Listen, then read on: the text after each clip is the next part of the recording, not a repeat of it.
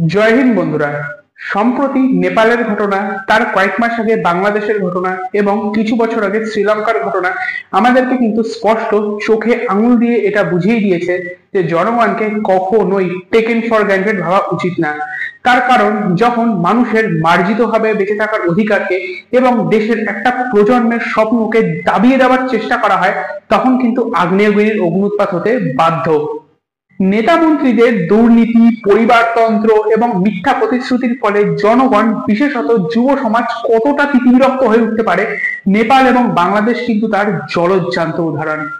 বর্তমানে যেই জেনজি যুব সমাজকে সবাই অকর্মণ্য, অলস, দায়িত্বজ্ঞানহীন বলে দাগিয়ে দেয়, তারাই কিন্তু দেখিয়ে দিয়েছে যে তারা চাইলে কি করতে পারে। क्या हो तुम? आज हम कहते तू क्या है बे? हमें যদিও শ্রীলঙ্কা এবং বাংলাদেশের মানুষের গণজাগরণ যে সম্পূর্ণভাবে সফল হয়েছে বা সেই সব দেশের মানুষদের জীবনযাত্রার মানোন্নয়ন ঘটেছে, সেটা কিন্তু এখনই বলা যাচ্ছে না। তবে নেপালও কি বাংলাদেশের মতোই অবনতির পথে হাঁটবে, নাকি কোনো চমৎকারী সিদ্ধান্ত নিয়ে নেপাল উন্নতির শিখরে পৌঁছে যাবে? বাংলাদেশের মতো নেপালেও কিন্তু সরকারের বিরুদ্ধে গর্জে ওঠা গণ আন্দোলন শেষ পর্যন্ত একটি লুটপাটকারী বিক্ষোভে পরিণত হয়ে গিয়েছিল। তবে আমরা অবশ্যই আশা করব আমাদের প্রত্যেকটি প্রতিবেশী দেশ যাতে নিজেদের সমস্ত রকম অরাজকতাকে দূরে সরিয়ে রেখে নিজেদেরকে প্রগতির পথে এগিয়ে নিয়ে যেতে পারে। এবার আসা যাক আমাদের দেশ ভারতের কথায়। অনেক ভারতীয় বলছে যে ভারতেও তো নেপাল, বাংলাদেশ বা শ্রীলঙ্কার মতো পর্যাপ্ত দুর্নীতি, বেকারত্ব, মানুষের প্রয়োজনীয় জিনিসের অভাবের পাশাপাশি রাজনীতিতেও পরিবারতন্ত্র রয়েছে। তাহলে কি ভারত বা আমাদের রাজ্য পশ্চিমবঙ্গেও এবার এমন কোনো পরিস্থিতি তৈরি হতে পারে, সেখানেও কি মানুষের গণ অভ্যুত্থান হতে পারে, বা ভোটে জিতে আসা গণতান্ত্রিক সরকারকে সাধারণ মানুষের আন্দোলন বা বিদ্রোহ দ্বারা কি ফেলে দেওয়ার মতো কোনো পরিস্থিতি তৈরি হতে পারে? এই প্রশ্নের সহজ এবং থিওরিটিক্যাল উত্তর হলো না। ভারতবর্ষে কখনোই স্বতঃস্ফূর্ত প্রতিরোধের মাধ্যমে নির্বাচিত সরকারকে ফেলে দেওয়া থিওরিটিক্যালি সম্ভব না। এটা আমাদের গর্ব যে আমাদের দেশের গণতন্ত্র আমাদের দেশেরই সংবিধানের কারণে এতটা বেশি মজবুত।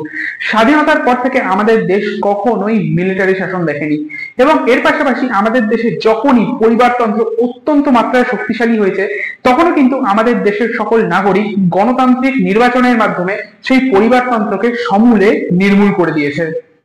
खत्म, bye bye, tata, goodbye, गया। ভারত কিন্তু নিজের প্রতিবেশী দেশগুলোর তুলনায় আকারে এবং জনসংখ্যায় অনেকটাই বড়। তাই ভারতে এই ধরনের অস্থির পরিস্থিতি তৈরি হওয়ার সম্ভাবনা ভীষণ কম। তার কারণ, একটা ছোট্ট দেশে কোনো একটা ঘটনা যেরকম মারাত্মকভাবে সমান আবেগে সর্বত্র ছড়িয়ে পড়তে পারে, একটা বড় দেশে কিন্তু সেই একই ঘটনা সমান আবেগে সর্বত্র ছড়িয়ে পড়াটা ভীষণ রকম কঠিন। তাই ভারতের কোনো একটা প্রান্তে যদি কোনো একটা অসহনীয় ঘটনা ঘটে, তাহলে সেই প্রান্তের মানুষ যেই আবেগে উত্তেজিত হবে, সেই প্রান্ত থেকে কয়েক হাজার কিলোমিটার দূরে বসে থাকা ভারতের অন্য প্রান্তের মানুষ কিন্তু ঠিক একই ভাবে যে উত্তেজিত হবে, সেটা বলাটা কিন্তু ভীষণ রকম কঠিন, বা সেটা হওয়াটা হয়তো সম্ভব না। তাহলে এই ধরনের বড় গণ আন্দোলন গড়ে ওঠার পেছনে ভারতবর্ষের সকল প্রান্তের মানুষের মধ্যে যেই সমতালের ছন্দের প্রয়োজন হয়, সেটা কিন্তু ভারতে লক্ষ্য করা যায় না। এর পাশাপাশি ভারতবর্ষের প্রত্যেকটি রাজ্যগুলোর হাতে এতটা পরিমাণে সার্বভৌমত্ব রয়েছে যে কোনো একটি এলাকায় যদি কোনো খারাপ ঘটনা ঘটে, তাহলে কিন্তু সেখানকার মানুষের প্রাথমিক রাগটা গিয়ে পড়ে রাজ্য সরকারের উপরে, দেশের সরকারের উপরে নয়। ভারতে গণতন্ত্রের পাশাপাশি বিরোধী শক্তি এবং দেশের বিচার ব্যবস্থাও কিন্তু যথেষ্ট পরিমাণে শক্তিশালী, যারা সরকারকে সীমার মধ্যে বেঁধে রাখে।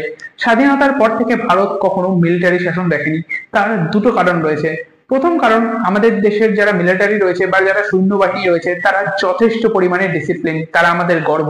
এবং দ্বিতীয় কারণ, সেটা হচ্ছে স্বাধীনতার পর তৎকালীন সময় আমাদের দেশের জ্ঞানীগুণী মহাপুরুষেরা কিন্তু বিপদকে যথাসম্ভব এড়ানোর জন্য দেশের সকল সেনাবাহিনীর দায়িত্ব কোনো একজন মানুষের মধ্যে সীমাবদ্ধ না রেখে প্রত্যেকটি আলাদা আলাদা সেনাবাহিনীর দায়িত্ব প্রত্যেকটা আলাদা আলাদা মানুষের মধ্যে ভাগ করে দিয়েছে, যার ফলে ক্ষমতার সমূহভাবে একটি বন্টন ভারতবর্ষে লক্ষ্য করা যায়। আর এই সকল কারণের জন্যই কিন্তু আমরা আমাদের দেশের সেনাবাহিনীকে এতটা পরিমাণে সম্মান করি।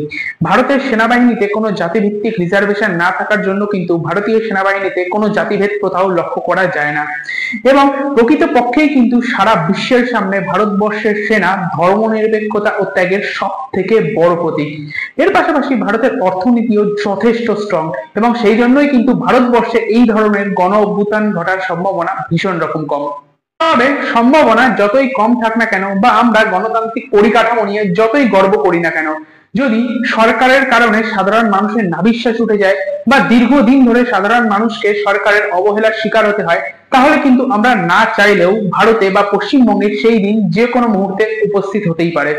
তার কারণ রাষ্ট্র ব্যবস্থা যন্ত্র হলেও কিন্তু রাষ্ট্রের নাগরিকরা যন্ত্র নয়, তারা মানুষ। ভারতে আমরা সরকারের বিরুদ্ধে সাধারণ মানুষের গণ অভ্যুত্থান দেখে না থাকলেও কিন্তু সাধারণ মানুষের গণ বিস্ফোরণের বেশ কয়েকটা ছোটখাটো আভাস নিশ্চয়ই দেখতে পেয়েছি। যেরকম আমরা দেখেছি যে কৃষি বিলের বিরুদ্ধে উত্তর ভারতের কৃষকদের একটি সংঘবদ্ধ আন্দোলন, আমরা দেখেছি সন্দেশখালীর মহিলাদের নিজের আত্মসম্মান রক্ষার লড়াই, আমরা দেখেছি আরজি করের আন্দোলন। তাই সরকার যেন এই গণতান্ত্রিক পরিকাঠামোর ভরসাতে নিজেদের অকর্মণ্যতাকে কখনোই জনগণের লায়াবিলিটি না বানিয়ে দেয়। अरे कहना क्या चाहते हो? তাই শুধুমাত্র ভোটের রেজাল্ট দেখিয়ে শাসক যদি মনে করে যে নিজেদের সমস্ত দুর্নীতি, ধর্মীয় মেরুকরণের রাজনীতি, পুলিশ প্রশাসনকে দলদাস বানিয়ে রাখার পাশাপাশি নিজেদের যাবতীয় অন্যায়ের জাস্টিফিকেশন দেবে, তাহলে কিন্তু একটা সময় ভারতীয়দেরও ধৈর্যের বাঁধ অবশ্যই ভাঙবে, এবং তারা গণ বিস্ফোরণ ঘটিয়ে শাসকের পাপের লঙ্কায় অবশ্যই আগুন লাগিয়ে দেবে। তখন কিন্তু কোনো বিনীত গোয়েল বা কোনো অজিত ডোভাল বা কোনো রাজীব কুমার কোনো শাসককে বাঁচাতে আসবে না। এই বসুন তো, বসুন, আপনারা সব জায়গায় গিয়ে এরকম করেন, বসুন। আজকের এই ভিডিওটি আপনাদের কেমন লাগলো সেটা কিন্তু আমাকে কমেন্ট করে অবশ্যই জানাবেন। ভিডিওটি ভালো লাগলে একটি লাইক অবশ্যই করে দেবেন, এবং ভিডিওতে বলা কথাগুলি যদি আপনাদের গুরুত্বপূর্ণ বলে মনে হয় তাহলে এই ভিডিওটিকে আপনার সকল আপনজন এবং আপনার সকল পরিচিতদের মধ্যে কিন্তু অবশ্যই শেয়ার করে দেবেন। এবং আমাকে সমর্থন করার জন্য আমার এই চ্যানেলটিকে যদি আপনি এখনো সাবস্ক্রাইব না করে থাকেন তাহলে এই মুহূর্তে আমার এই চ্যানেলটিকে সাবস্ক্রাইব করে নেবেন। দেখা হবে অন্য একটি ভিডিওতে। ততক্ষণ সুস্থ থাকবেন, ভালো থাকবেন। ইনকলাব জিন্দাবাদ, भारत माता की जय।